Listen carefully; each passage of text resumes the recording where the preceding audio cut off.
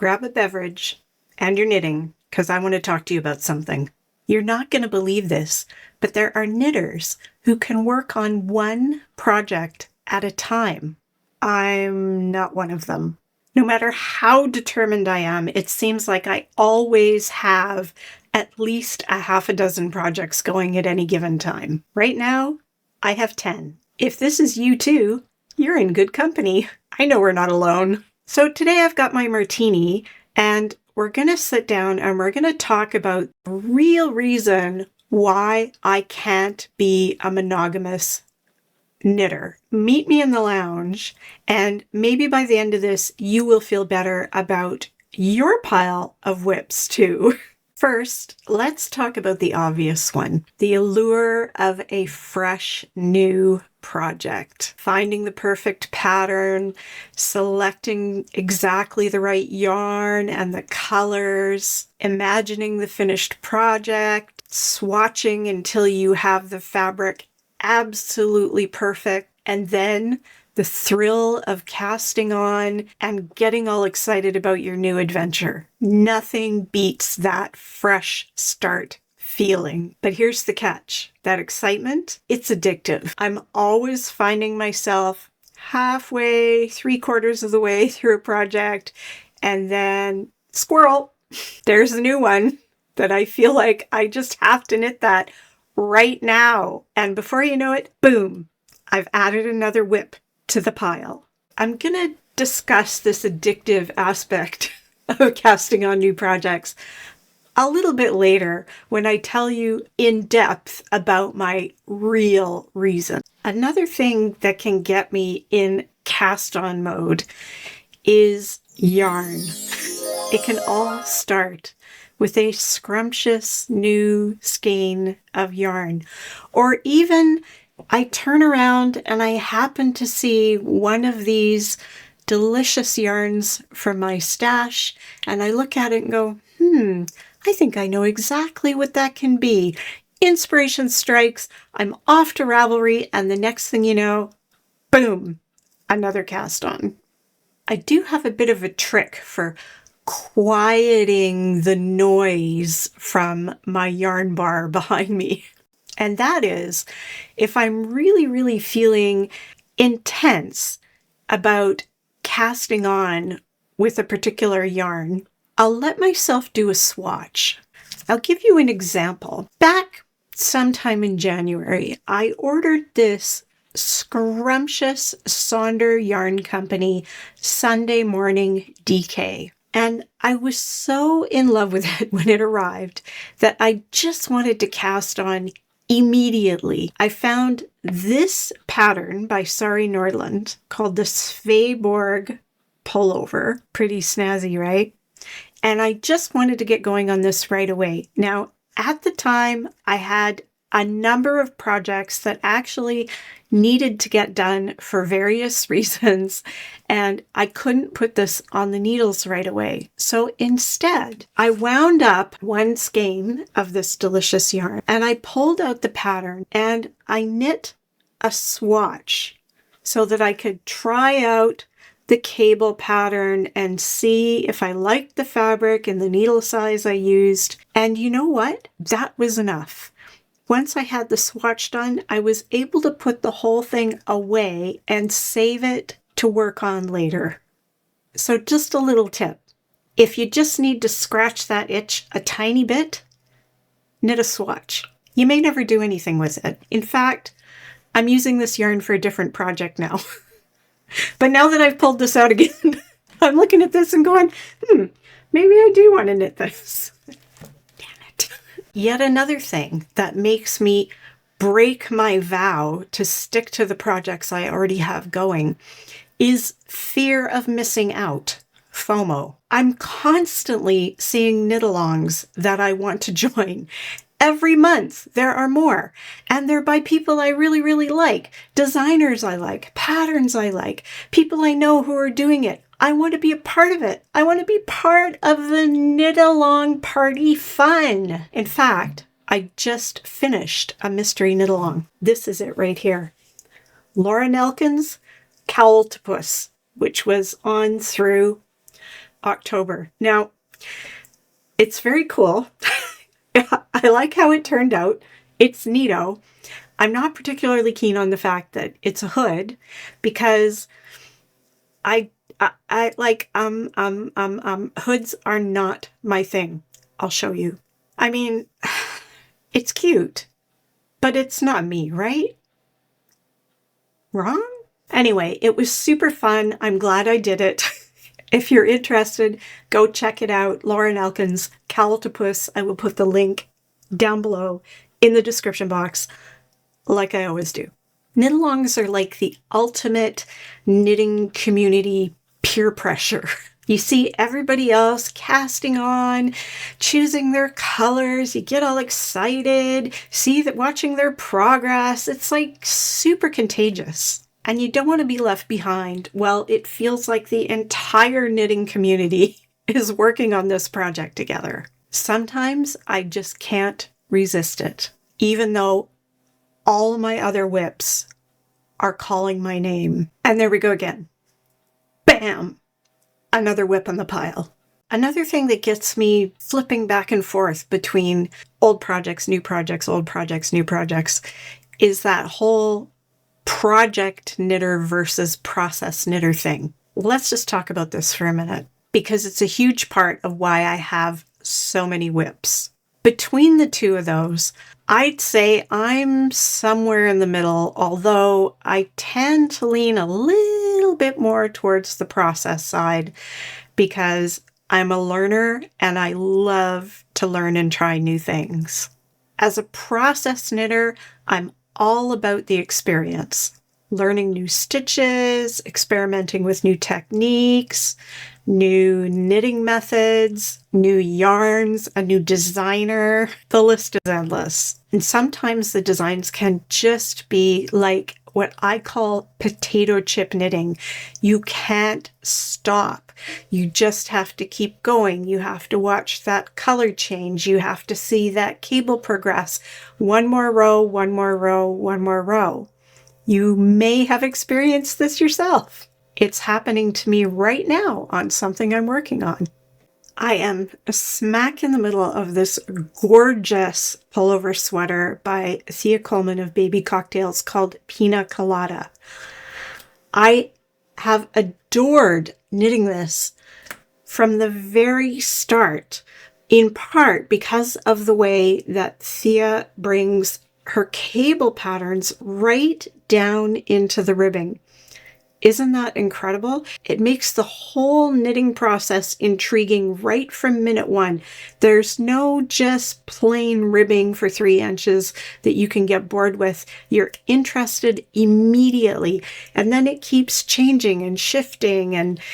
And I just watching it come together, I'm loving it. And this particular project is also stimulating the project knitter in me because I want this finished. I want to wear this. Even though I'm already dreaming about casting on my next sweater, I want this in my wardrobe. One trick I found that works for me to keep me on task with a particular project when I really want the outcome is to be a test knitter. I don't test knit a lot, but every once in a while, one of my very favorite designers has a test knit and I can't resist applying. And if I'm lucky enough to get chosen, I'm on that knit and I will almost completely dedicate myself to that project until it's finished because I do not miss deadlines ever. And when I have a deadline, I know that I'm going to have that fantastic, finished, wearable knitted project even faster. Case in point, I recently finished this test knit for Thea Colman. This is called Poet's Dream, and it is so dreamy. I've been wearing this every second day since I finished it. I love it so much.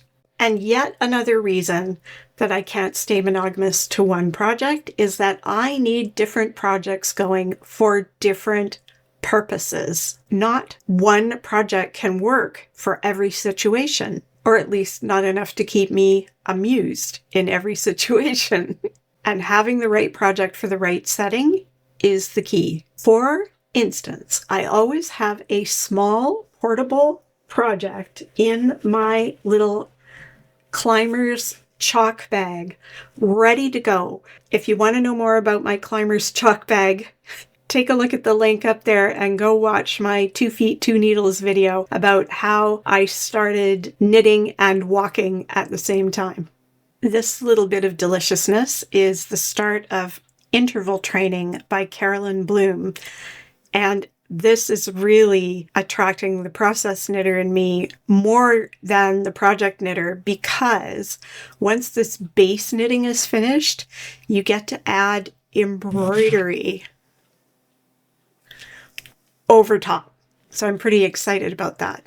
Now, it looks like 2-color stranded knitting, and in the pattern it is, but I've converted it to slip stitch knitting, so I'm only ever working with 1 color at a time.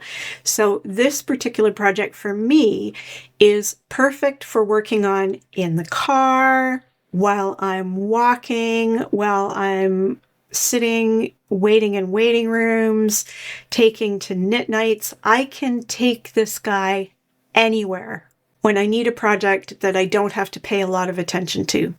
This weird looking thing is a baby blanket that I'm working on. And mostly this is just knitting with increases in the corners. Every once in a while it switches over to a slightly more complex honeycomb pattern, and otherwise tiny bits of garter stitch. Very easy. I've been keeping this one at my desk for those moments when I'm waiting for something to happen on my computer. I'm waiting for something to download. I can even work on this while I am reading documents on my computer, because I don't have to look at this every second to knit it. So this is kind of my attention deficit fidget spinner project. Sometimes I'll even take a brand new project that I just cast on, where all I've got to do is the ribbing, and work on that at the movies in the dark while I'm watching a movie, because I can just knit purl. I can feel what I'm doing. I don't have to look. It's dark. I don't need to see. Garter stitch is another perfect project type for knitting in the dark. And then I want something sort of medium to take to knit night. Something slightly more challenging than super simple, but not so complex that I can't engage in conversation with the people around me. Maybe I have to glance at the pattern now and then. Something like these mosaic squares that I'm currently working on to turn into a cushion are about the right thing to take to a knit night. I've pretty much got this pattern memorized. I might have to glance at my little chart here and there, but for the most part, I can knit this while I'm having a conversation, but it's something still interesting enough to show off to my knitting friends. Yeah, I like to show off. And when I really want a challenge, of course, I'm working on something like my Pina Colada from Thea Colman. This, I have to look at the chart about every second round to keep track of what I'm doing, because it is constantly changing and there's a lot going on. So this is my knitting at home in front of the TV project, and I don't take it anywhere. And finally, this is my emergency car knitting. This sits in this little bag inside my car in case of emergency. I do bring other projects with me in the car that I'm actively working on, but this one just stays in the car so that I always have a project in there in case I forget, because you never know what's going to happen and you're going to get stuck somewhere and you need some knitting to do, or I'm just on a long drive and my hands start to get really twitchy. You know what I'm saying, right? So Emergency car knitting. This is the Marlogram scarf by Cecilia Campochiaro. It's sequence knitting. Want to know more about sequence knitting? Go check out my video on sequence knitting. There's a link up there. So yeah, having different projects for different purposes means more whips, but who's counting, right? Yeah, lots of reasons, all good reasons, but what's the real reason that I can't stay a monogamous knitter? The real reason for me is the one that I talked about back at the very beginning. That whole thing about being addicted to that new project feeling. Starting a new project triggers the release of dopamine, the brain's feel-good chemical reaction, which is associated with reward and motivation. When you cast on a new knitting project, dopamine gives you that rush of excitement and satisfaction and makes you feel energized and motivated. At least it sure does for me. It's that same chemical that makes you feel really good when you're trying something new and you're making progress and it's going well, like eating chocolate or shopping.